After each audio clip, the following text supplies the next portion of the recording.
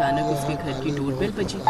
अरे महिमा कहाँ रह गई? बारिश भी बहुत तेज हो रही है। थोड़ी देर बाद घर के अंदर से किसी ने दरवाजा खोला और दरवाजा खुलते ही शीला बेहोश हो गई, क्योंकि दरवाजा महिमा की हद से ज्यादा काली बेटी ज्योति ने खोला था। आंटी कौन है आप? क्या हुआ आपको? माँ, पिताजी, भैया जल्दी आओ। इतने में वहाँ पर ज्योति के माँ पिताजी आ गए। क्या हुआ ज्योति? अरे रुको रुको, मैं उठाता हूँ, चेहरा देखने पर ही पता चलेगा कि कौन है। आपको तो बस औरतों को छूने का बहाना चाहिए। तू जा जल्दी से पानी लेकर आ। ज्योति पानी लेने चली गई। इधर महिमा ने उस औरत को उठाने की कोशिश की। उसने देखा कि वो तो उसकी सहेली शीला थी। तभी ज्योति जल्दी से पानी लेकर भी आ गई। ये तो मेरी सहेली शीला है। महिमा ने अपनी सहेली शीला पर पानी डाला, जिससे उसे होश आ गया। महिमा उसे लेकर अंदर आ गई। महिमा, ये कौन है? शीला, तूने इसे पहचाना नहीं? ये मेरी बेटी ज्योति है। अरे लेकिन इसकी ज्योति बुझी हुई क्यों है? इससे पहले मैंने जितनी बार तेरी बेटी को देखा वो बहुत गोरी चिट्टी थी। अचानक क्या हो गया? इतनी काली लड़की मैंने आज तक नहीं देखी। मैं इसे देखकर ही तो बेहोश हुई थी। इतना सुनते ही ज्योति वहाँ से चली गई। ज्योति बहुत ज्यादा काली लड़की थी, जिस वजह से कई रिश्ते आए और उसे मना करके चले गए। अगले दिन महिमा अपनी बेटी ज्योति के साथ बाजार जाने वाली थी। ज्योति, मैंने तुझसे कितनी बार कहा है कि चाहे घर के अंदर रह या बाहर, पूरी बॉडी पर मेकअप करके रहा कर। जल्दी से पूरी बॉडी पर मेकअप कर ले, हमें बाजार जाना है। ज्योति ने पूरे शरीर पर मेकअप किया। मेकअप करने के बाद वो किसी परी से कम नहीं लग रही थी। दोनों माँ बेटी बाजार में घूम रहे थे। तभी एक लड़के की नजर ज्योति पर गई, जो कि अपनी कार के अंदर बैठा था। पहली नजर में उसे ज्योति पसंद आ गई, पर उस वक्त उसने कुछ नहीं कहा। माँ, ये अचानक बारिश क्यों होने लगी? जल्दी से घर चलो वरना मेरा मेकअप धुल जाएगा। शॉपिंग करने के बाद दोनों माँ बेटी घर आ गई।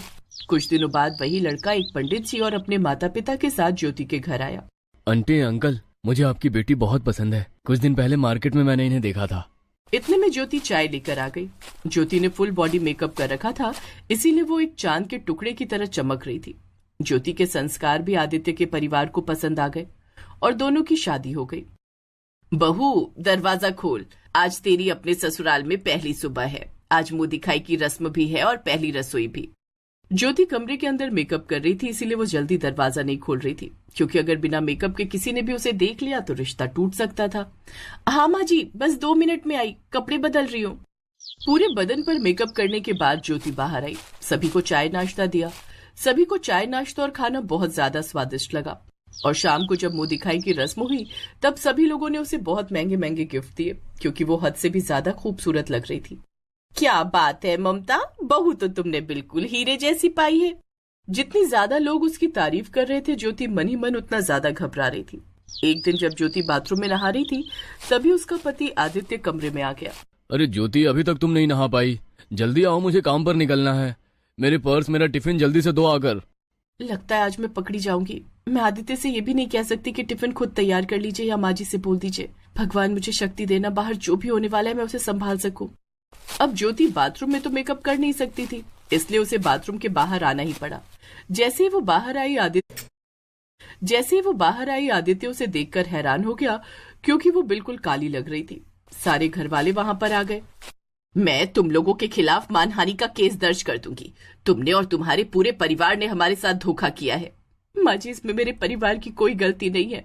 ज्योति, मैंने तुम्हें कितना दिल से चाहा था, कम से कम एक बार बता तो देती। ये धोखा अब मैं बर्दाश्त नहीं कर सकता। आज ही हम दोनों का तलाक हो जाएगा। मैं अभी वकील साहब को फोन करता हूँ।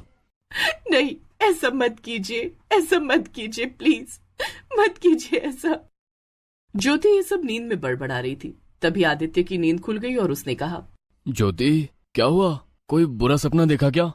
ज्योति की नींद खुली तो उसने देखा कि ये सब वो सपना देख रही थी, लेकिन ये सपना उसकी जिंदगी में काल बनकर आया। वो बहुत घबरा गई और अगली ही सुबह उसने अपनी माँ को फोन कर दिया। माँ, कुछ कीजिए, मैं 24 घंटे मेकअप में नहीं रह सकती। मान लीजिए कभी धोखे से मैं बिना मेकअप के रही और किसी की नजर मुझ पर पड़ गई, तब तो सब बर्बाद हो जाएगा। मैं अब आदित्य को धोखा नहीं दे सकती माँ। मैंने तेरे ऊपर लाखों प्रोडक्ट इस्तेमाल करके देख लिए, पर कोई फर्क नहीं पड़ा। अब तुझे पूरी जिंदगी मेहनत करनी पड़ेगी और 24 घंटे मेकअप में ही रहना पड़ेगा, और कोई ऑप्शन नहीं है। पूरी जिंदगी मेकअप के साथ ये नहीं हो सकता माँ।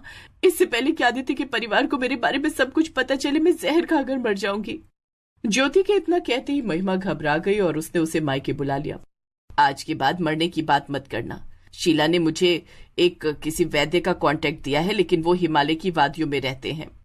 चलिए माँ, कहीं भी चलिए, कुछ भी कीजिए, पर मुझे आजादी दिलाइए इस कालेपन से। मैं बचपन से ये झेल रही हूँ। महिमा अपनी बेटी ज्योति को लेकर हिमालय चली गई और वहां जाकर उन आयुर्वेदाचार्य वैद्य जी से मिली। बेटा, किसी के साथ हमें धोखा नहीं करना चाहिए।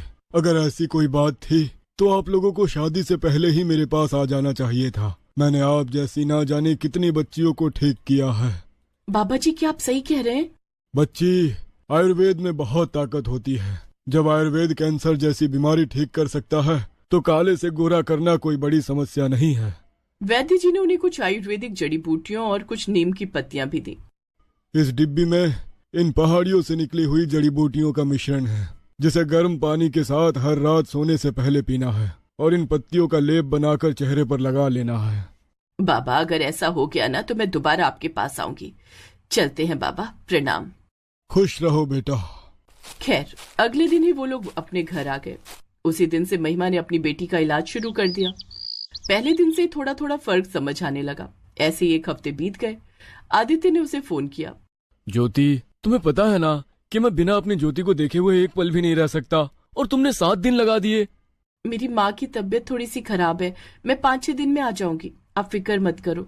क्या माँ जी की तबीयत खराब है? मैं कल ही आता हूँ उन्हें देखने। अरे नहीं नहीं, आप मत आना, बस हल्का फुल्का बुखार है, ज्यादा कुछ नहीं हुआ, परेशान मत हुआ। अब ज्योति काली से हल्की सांवली हो चुकी थी। वो जड़ी बूटियां भी खत्म हो गई थी।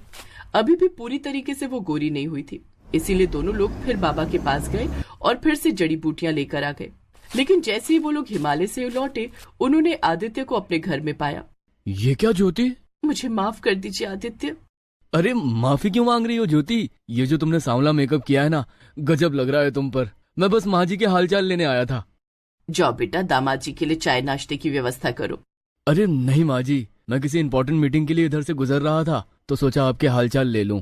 इसके बाद आदित्य वहां से चला गया। महिमा और उसकी बेटी ने चैन की सांस ली। चलो अच्छा है, तेरा सांवलापन तो उसे पसंद आया।